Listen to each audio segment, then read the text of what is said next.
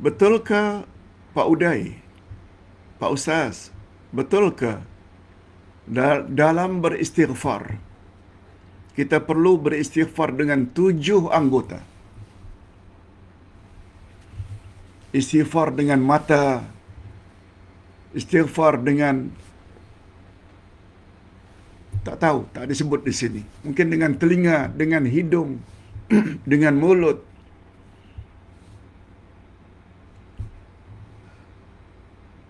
Mohon pencerahan Pak Ustaz. Hadirin dan hadirat,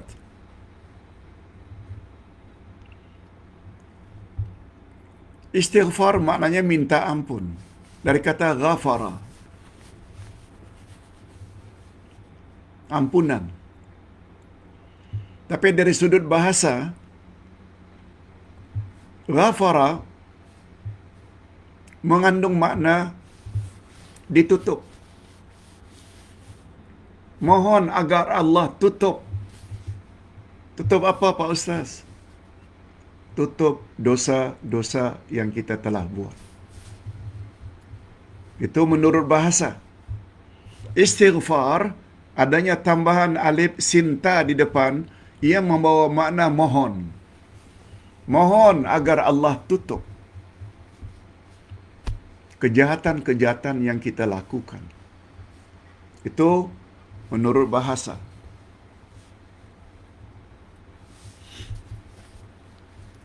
Menurut istilah agama, istighfar sama dengan makna tobat. Begitu kata Imam Ibnul Qayyim.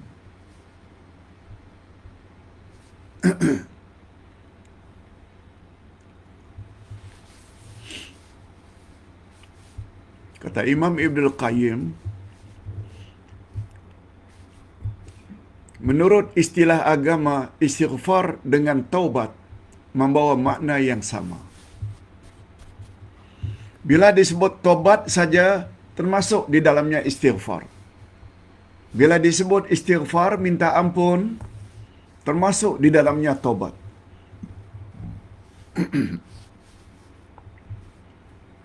Itu kalau disebut salah satu, istighfar atau taubat. Tapi bila disebut bergandingan, istighfar disebut, taubat juga disebut, maka dia membawa makna tersendiri. Istighfar maknanya minta agar Allah tutup. Jangan didedahkan. Jangan sampai makhluk lain atau manusia lain tahu. Tolong tutup, ya Allah.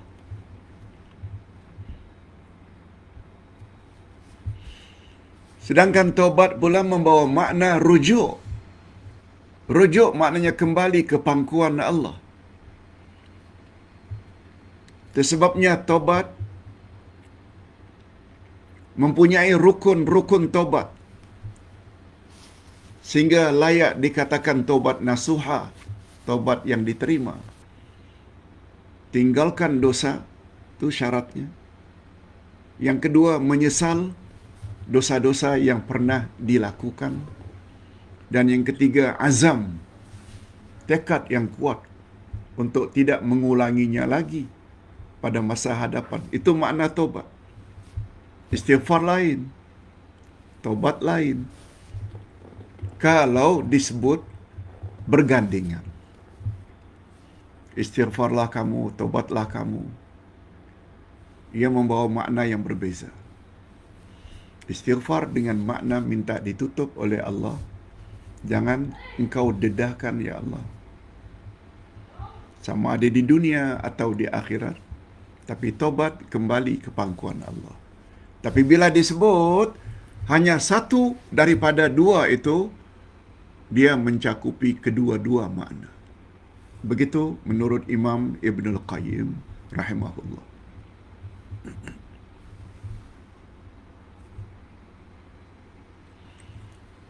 Hanya saja yang ditanya ini, betulkah Pak Ustaz, kalau ada yang mengatakan beristighfar mesti dengan 7 anggota.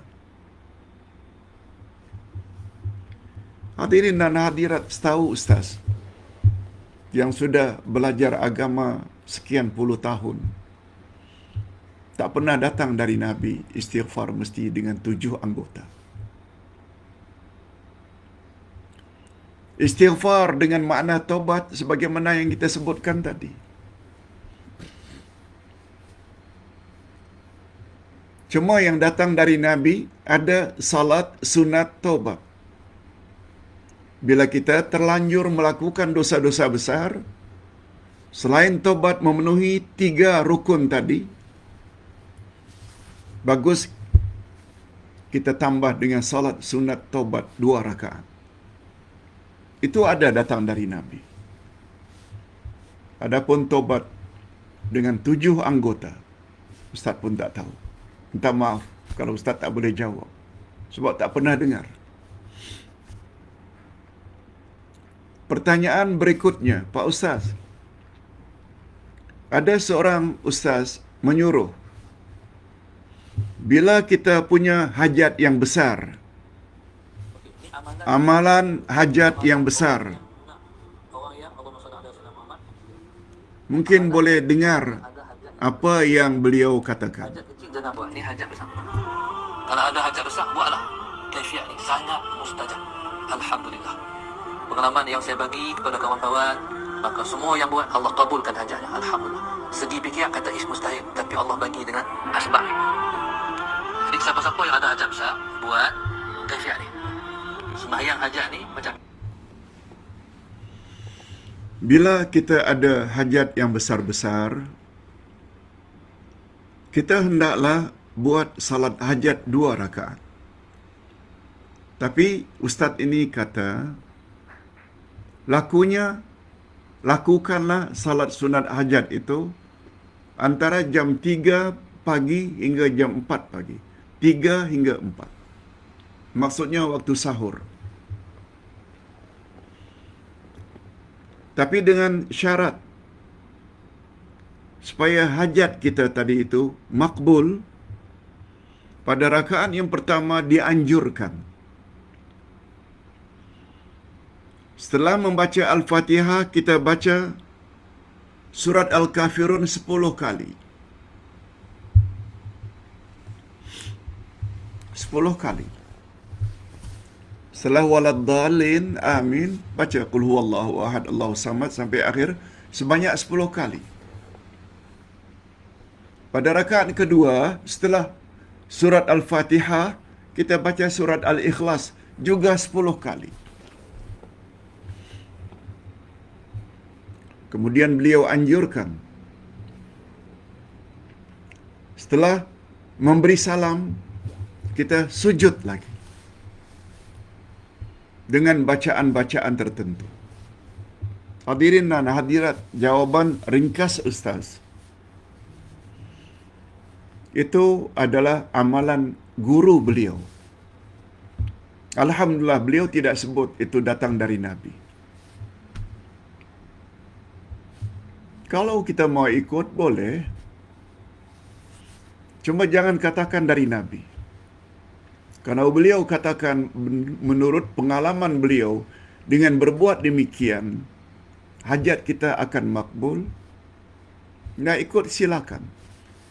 Tapi jangan katakan itu dari Nabi. Yang datang dari Nabi, Ustaz ada tulis di dalam buku Ustaz, Himpunan Salat Sunat Rasulullah sallallahu alaihi wasallam tentang salat hajat. Setengah ulama mengatakan hadis yang menyebut dan menyuruh salat hajat derajatnya dhaif, derajatnya lemah. Dan karena itu fadilat amalan kita masih boleh lakukan. Hadirin dan hadirat, dalam hadis tersebut kata Nabi, siapa yang punya hajat hendaklah dia ambil wuduk dengan sempurna. Isbaghul wuduk maknanya wuduk dengan sempurna. kemudian hendaklah dia salat 2 rakaat. Niscaya Allah Subhanahu Wa Taala akan kabulkan hajatnya. Tanpa menyebut setelah Al-Fatihah baca surat yang mana satu.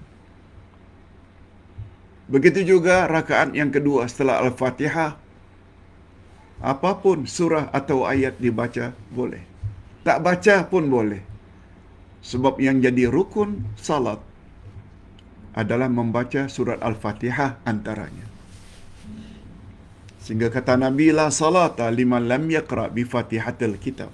Tidak sah salat orang yang tidak baca surat Al-Fatihah. Namun demikian mau ikut tak mengapa. Malah ada lagi pendapat yang lain berdasarkan pengalaman mereka. Setelah Al-Fatihah, rakaat pertama baca Ayatul Kursi. Kemudian sambung 7 kali surat Al-Kafirun. Rakaat kedua, setelah Al-Fatihah baca Ayatul Kursi lagi, sambung 5 kali surat Al-Ikhlas. Itu versi lain lagi. Dan bukan dari Nabi. Oleh sebab itu, bila kita ingin melakukan salat hajat, boleh. Tapi jangan katakan ia confirm dari Nabi. Sebab derajat hadisnya dhaif. Sebenarnya hadirin dan hadirat, hajat kita boleh utarakan dalam semua salat. Termasuk salat sunat. Apapun, qabliyah ke, ba'diyah ke, tahajud ke, witir ke, duha ke, dalam sujud. Mintalah apa yang kita ingin minta. Lagi bagus, kata Nabi, tempat yang paling hampir antara kamu dengan Allah adalah di dalam sujud. Perpanjangkan, perbanyakkan doa di dalamnya. Doa dalam sujud besar kemungkinan tidak akan ditolak oleh Allah. Begitu juga doa setelah tahiyat akhir sebelum salam. Kata Nabi, is'alu ma syi'tum. Setelah tahiyat akhir sebelum salam, mintalah kamu kepada Allah apa yang kamu ingin minta. Bila minta itu kan maknanya hajat. Ustaz lebih cenderung minta kepada Allah pada semua salat-salat sunat. Tak semestinya mesti buat salat sunat hajat.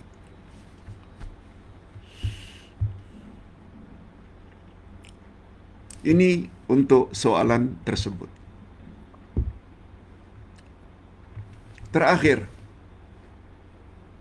Pak Ustaz,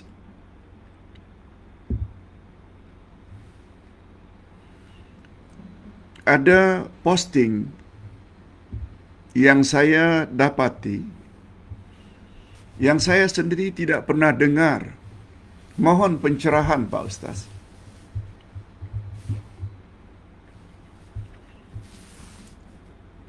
Posting tersebut di bawah topik tanda-tanda kematian isyarat dari Allah. Tanda-tanda kematian seseorang tapi ada isyarat daripada Allah. 100 hari sebelum mati, 40 hari sebelum mati, 7 hari sebelum mati, 3 hari sebelum mati, dan sehari sebelum mati. Saya tak pernah dengar dan baca, Pak Ustaz, tentang ada isyarat kita akan mati 100 hari sebelum, 40 hari sebelum, 7 hari, 3 hari, dan sehari sebelum. Lalu disebut, tanda 100 hari menjelang ajal, selepas waktu asar, kita merasa dari ujung rambut sampai kaki menggigil. Kononnya itu isyarat. 100 lagi awak akan mati. Menggigil, menggetar yang sangat kuat.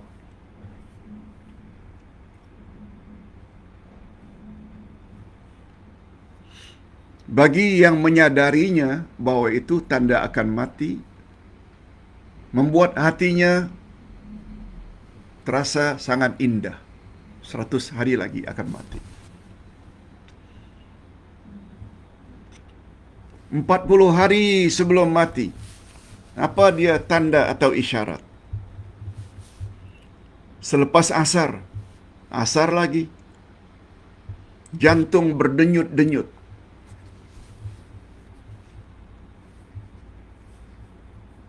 Jantung berdenyut-denyut, padahal jantung memang terus berdenyut.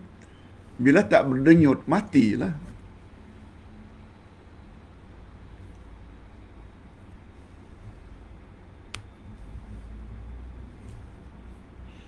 Kononnya daun yang bertulisan nama kita di Lauh Mahfuz, daun yang tertulis nama kita di Lauh Mahfuz gugur.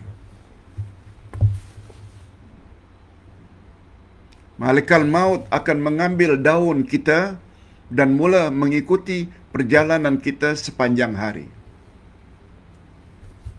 Malaikat maut. Itu sebelum 40 hari. Sebelum 7 hari, akan diuji dengan sakit. Orang sakit biasanya tidak ada selera makan.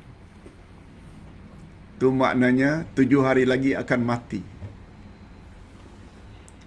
Tanda 3 hari menjelang mati, terasa denyutan jantung di tengah-tengah dahi. Nah, denyutan jantung itu di tengah dahi. Jika tanda ini dirasa, maka berpuasalah kita agar perut kita tidak banyak najis. Tanda sehari sebelum mati, di waktu asar lagi,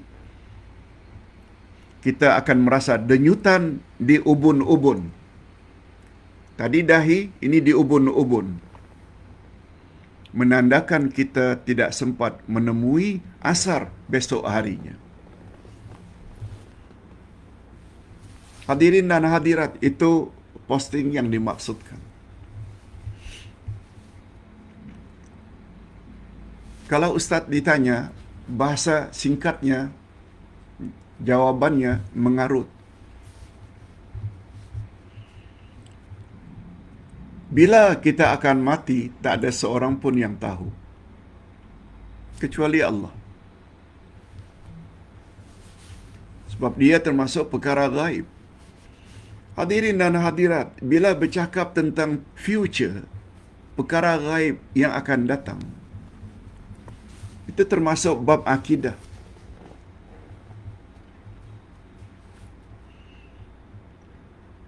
Akidah tidak boleh kita jadikan pegangan kecuali ada dalil dari Quran atau paling kurang dari hadis Nabi sallallahu alaihi wasallam. Sebab baginda terima wahyu. Ini hari 10, hari 100, hari 40, ini hari ke-7, hari ke-3. Apakah ini ada kaitannya bila seseorang mati itu? Buat kenduri hari ke-3, buat kenduri hari ke-7, buat kenduri hari 40, buat kenduri hari yang ke-100. Semuanya itu tidak ada dalil daripada Quran maupun sunnah Nabi sallallahu alaihi wasallam. Oleh sebab itu, nasihat Ustaz, jangan percaya.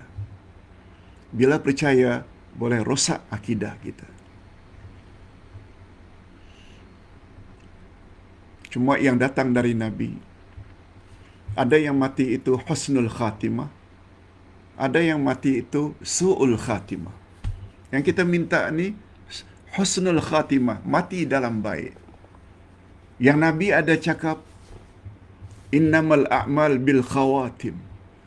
Sesungguhnya amal yang paling menentukan nasibmu setelah mati adalah amalan yang menamatkan ajalmu. Itu sebabnya Ustaz selalu sebut, akidah, keimanan, amal saleh tidak akan sempurna tanpa ilmu. Ilmu dari mana Pak Ustaz? Ilmu dari Allah, Al-Quran. Ilmu dari Rasul, Sunnah Nabi.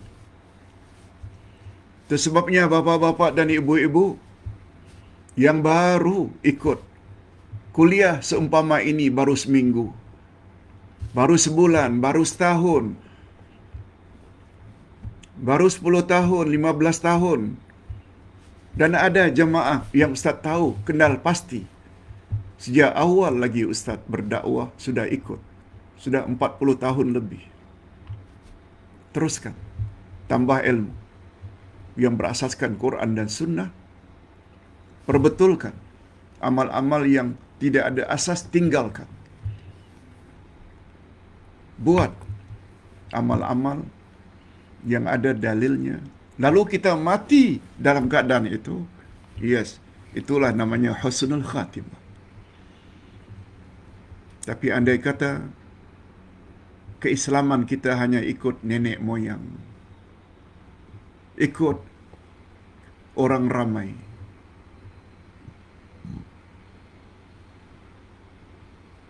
bayangkan kalau amal-amal kita itu sebenarnya tidak ada dalil, kita bimbang. Kita akan mendapat sebaliknya, su'ul khatimah. Tapi bila kita sudah mula belajar, insya Allah, niatkan untuk memperbaiki akidah, ibadah, akhlak pada masa akan datang dengan ilmu yang kita timba, walau baru seminggu. Dengan niat itu, Allah akan ampun segala kesalahan-kesalahan masa silam. Itu kelebihannya. Kita berdoa mudah-mudahan semua kita mendapat husnul khatimah. Kita akhiri dengan doa. Alhamdulillah Rabbil Alamin. Wassalatu wassalamu ala asyrafil anbiya'i wal mursalin wa ala alihi wa sahbihi ajma'in. Rabbana zidna ilman nafi'a wa rizqan tayyiba wa amalan mutaqabbala. Ya Allah, tambah-tambahkanlah kepada kami ilmu yang bermanfaat, khasnya ilmu-ilmu agama yang berteraskan Al-Quran dan Sunnah. Berilah kami rezeki yang baik, halal lagi diberkati dan amal-amal yang diterima. Ya Allah, berilah kami kesabaran dalam berdakwah.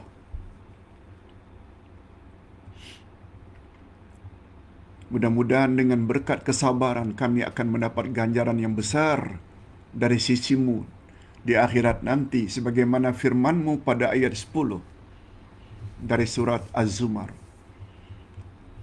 Innama yuwaffas sabiruna ajrahum bighairi hisab. Sesungguhnya Allah akan beri ganjaran terhadap orang-orang yang sabar tanpa hisab. Tanpa hisab dengan membawa makna masuk syurga tanpa hisab, atau makna yang kedua, Allah akan beri ganjaran unlimited, tidak ada limitnya. Allahumma ja'alna minas sabirin.